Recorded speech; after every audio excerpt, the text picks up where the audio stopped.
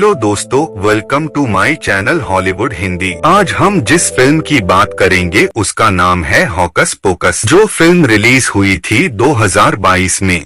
Movie की शुरुआत होती है 1653 के सलेम सिटी से, जहां सभी लोग हैलोवीन मना रहे होते हैं और तभी उन्हीं के बीच से सबको नुकसान पहुंचाते हुए एक 16 साल की लड़की आ रही होती है जिसका नाम होता है विन्नी। और क्योंकि आज उसका बर्थडे भी है तो वह और भी ज्यादा खुश होती है। दोस्तों, आप हमारे चैनल पर पहली बार आए हैं तो प्लीज हमारे चैनल को सब्सक्राइब करें। चलिए कहानी में आगे चलते हैं और देखते हैं कि विन्नी भागते हुए एक मकान के अंदर जाती है, जहां पर पहले से उसकी दो बहन सारा और मैरी उसके लिए चेरी कैट लाए होते हैं, लेकिन विन्नी को वो पसंद नहीं है। वो विन्नी को गिफ्ट में एक बड़ी सी स्पाइडर भी देती है जो विन्नी को बहुत पसंद आती है। तभी उसके घर के बाहर सभी गांव के लोग गांव के मुखिया के साथ आ जाते हैं।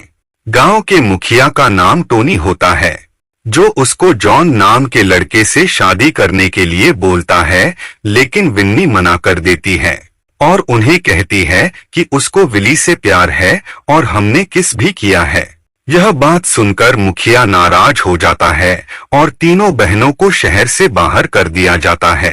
तभी अचानक टोनी के हाथ पर स्पाइडर आता है और वह बुरी तरह डर जाता है। वहां से तीनों बहन भाग जाती है और विन्नी उन्हें फोरबिडन फॉरेस्ट नाम की जगह ले जाती है।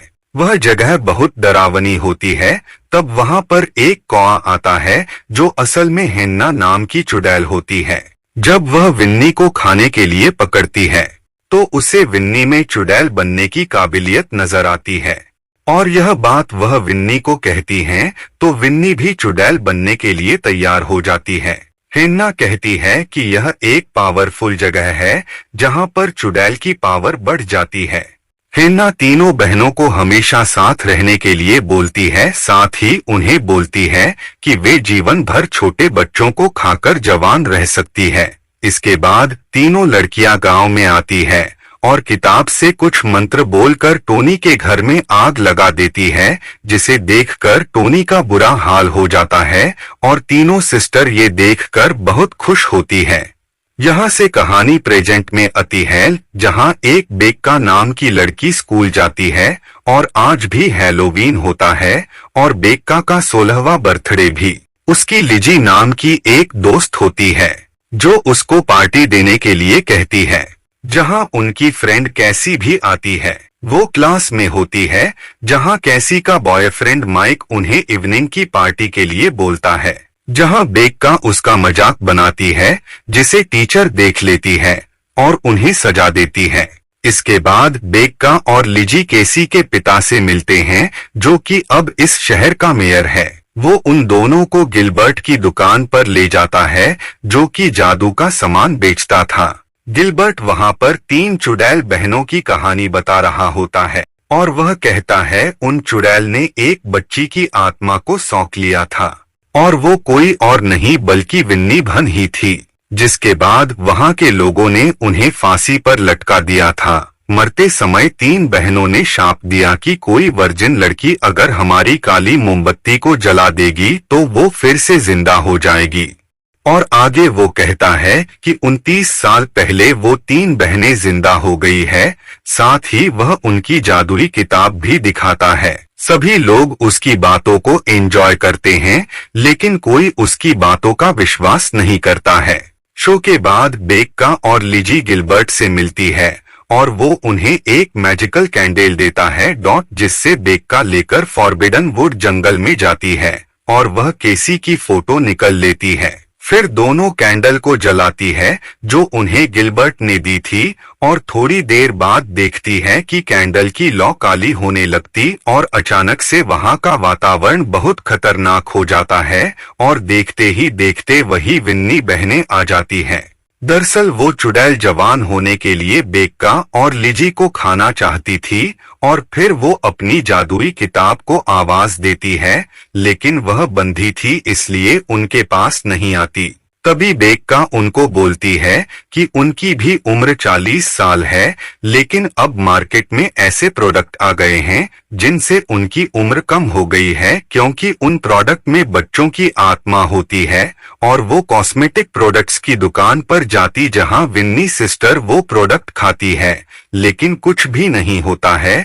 तभी वो चुड़ैल दुकान पर खड़े आदमी से सच्चाई जान लेती है और नाराज होकर बेक्का पर अटैक कर देती है, लेकिन बेक्का नमक की लाइन बनाकर अपने आप को बचा लेती है। दरअसल उन्हें गिलबर्ट ने बताया था कि नमक के सामने चुड़ैल की पावर कम पड़ जाती है, और इसी का फायदा उठाकर बेक्का और लिजी वहां से भाग जाती है। इसके बाद वो तीन बहनें हवा में उड़ जाती है और बेक्का और लिजी गिलबर्ट के पास जाती है, और उसी समय उन्हें पता चलता है कि गिलबर्ट ने वो कैंडल जानबूझकर उन्हें दी थी क्योंकि वो जानता था कि बेक्का वर्जिन है और वो कैंडल जलेगी तो विन्नी बहन जिंदा हो जाएगी। तभी हम देखते हैं कि वहां रखी जादू की किताब की आंख खुल जाती है, और जब गिलबर्ट उस किताब को खोलता है तो उससे एक तेज रोशनी निकलती है। इसके बाद रोशनी की लोकेशन से विनी सिस्टर वहां आ जाती है और अपने जादू से बेक्का और लिजी को कैद कर लेती है। तभी गिलबर्ट चुड़ैल को बताता है कि 29 साल पहले उन्हें हवा में उड़ते हुए देखा था और जिस कब्रिस्तान में उनकी मौत हुई थी वह भी वहीं पर था। उसके बाद विन्नी किताब के सबसे पावरफुल मंत्र को पढ़ने का फैसला करती है, लेकिन उनकी बहन उसे मना करती है क्योंकि वह बहुत ज्यादा खतरनाक और पावरफुल मंत्र था। लेकिन विन्नी अब तय कर चुकी थी, और तभी उसे पता लगता है कि मंत्र के लिए किसी दुश्मन या उसके वंशज का खून और किसी अपने प्यारे का सिर चाहिए। क्योंकि उनका दुश्मन टोनी था तो गिलबर्ट उन्हें बताता है कि टोनी का वंशज कोई और नहीं बल्कि कैसी का फादर है, और वो उसका ब्लड लेने के लिए जाती है और विली को प्यार करती थी तो उसका सर लेने के लिए वह गिलबर्ट को भेजती है। वही उनकी सभी योजना को बेक्का और लिजी सुन लेती है। तभी बेक्का रोजमेरी की पट्टी डालकर उनका जादू तोड़ने की कोशिश करती है, लेकिन ऐसा नहीं होता। वो उन लीव्स के ऊपर अपना हाथ घुमाती और देखती है कि बेक्का के हाथ से एक नीली रोशनी निकल रही होती है। इसका मतलब है कि बेक्का भी एक चुड़ैल होती है। तब उन्हें सीढ़ियां दिखाई देती है और वो दोनों वहां से भागकर केसी के घर पहुंचती है। उधर गिलबर्ट विली की कब्र को खोलता है। तब विली कहता है कि वह विन्नी को प्यार नहीं करता, उसे बस एक बार किस किया था। तो गिलबर्ट कहता है विन्नी सिस्टर को मारने के लिए उसकी जरूरत होगी, तो विली उसके साथ जाने को तैयार हो जाता है। उधर हम देखते हैं विन्नी सिस्टर्स केसी के बॉयफ्रेंड माइक के पीछे पड़ी है। इसे देखकर कैसी बेक्का और लिजी को घर के अंदर लेकर दरवाजा बंद कर लेती है, लेकिन विन्नी सिस्टर्स घर के अंदर आ जाती है और फिर बेक्का उनको अपनी बात में फंसाती है। ठीक उसी समय लिजी और कैसी उन्हें नमक के घेरे में बंद कर देती है और वो घेरे से बाहर नहीं निकल पाती। इसका मतलब अब बेक्का को सुबह तक इंतजार करना था। ठीक उसी समय कैसी के पिता आ जाते हैं और केसी उसे पापा कहकर बुलाती है, और ये सब देख विन्नी समझ जाती है कि वह कैसी के खून से भी अपना काम पूरा कर सकती है। तभी वहां माइक के रोबोटिक क्लीनर आकर नमक को साफ कर देते हैं, और इसी समय विन्नी सिस्टर केसी को लेकर हवा में उड़ जाती है। बेक्का जब उन्हें रोकने के लिए अपना हाथ ऊपर करती है तो अपने हाथ में नीली रोशनी देखती है, लेकिन कुछ समझ नहीं पाती और वो उनके पीछे भागती है। उधर गिलबर्ट देखता है कि मंत्र का समय होने वाला है और वह खुश हो जाता है। ये सब विली देख लेता है और उसकी चाल समझकर वहां से जाने लगता है। तभी गिलबर्ट उसका सर उखाड़कर फोरबिडन वन में जाता है, जहां वो चुड़ैल भी कैसी के साथ आ जाती है और अपना मंत्र स्टार्ट करती है। तब बेक्का भी थोड़ा जादू करके उनका सामना करती है, लेकिन उसकी पावर बहुत कम थी तो वो विन्नी सिस्टर्स का कुछ नहीं कर पाती। तभी बेक्का जादू किताब को बोलती है कि तुम खुद सोच समझ सकती हो कि तुम्हें किसके साथ रहना है, विनी के या मेरे। तभी किताब बेक्का के पास चली जाती है और विन्नी बहनें वहां से भाग जाती है। अब बेक्का और कैसी किताब को खोलती है, जहां उन्हें पता चलता है कि मंत्र से वो सबसे ज्यादा पावरफुल बन जाएगी, लेकिन उसकी सबसे प्यारी चीज उससे दूर हो जाएगी। तभी वहां पर विनी सिस्टर्स आ जाती हैं और बेक्का उनका सामना करती है और एक शील्ड पर बनती है, लेकिन वह शील्ड कमजोर हो रही होती है। तभी कैसी लिजी भी उसका हाथ पकड़कर बेक्का को सपोर्ट करती है। तभी चुड़ैल उन्हें बोलती है कि उनको किताब की अब जरूरत नहीं, क्योंकि उन्हें मंत्र याद है, और ये बोलकर विन्नी सिस्टर्स वहां से भाग जाती और दूसरी जगह पर जाकर मंत्र बोलती है और वह बहुत पावरफुल हो जाती है। तभी उसकी दोनों सिस्टर गायब हो जाती हैं। ये देखकर विन्नी बहुत दुखी होती है और तभी बेक्का वहां आकर विन्नी को ये कहती हैं कि किताब में ये चेतावनी भी लिखी थी कि जो मंत्र पढ़ेगा उसकी सबसे प्यारी चीज उससे दूर हो जाएगी।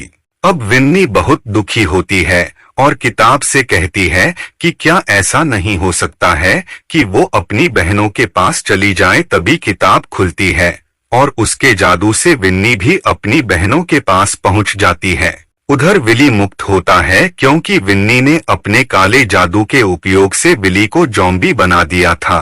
उधर गिलबर्ट को अपनी गलती का एहसास हो जाता है और वह बेक्का से माफी मांगता है और वहां से चला जाता है। वही बेक्का अपनी दोस्तों के साथ साथ जाती है और फिल्म की हैप्पी एंडिंग हो जाती है।